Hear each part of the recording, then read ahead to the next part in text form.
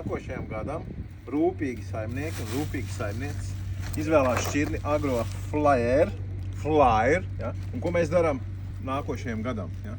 Tad rūpīgi un akurāti ņēmam saknenīti. Un šis ir tas mistiskais frigo saknenis, ja? Visiem A kategorija, ja? A kategorija saknenis, ja? Tad no 8 līdz 12, 14 mm šeit sakņu kakliņš, ja?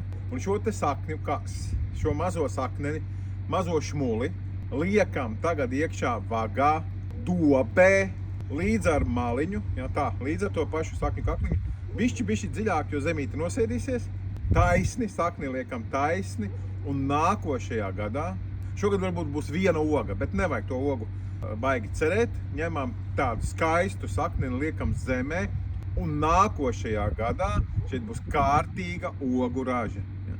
Tagad mēs domājam par nākošo gadu. Frigo zemeņu stādi, dobēm, ja? Ārā stādam nākošajam gadam.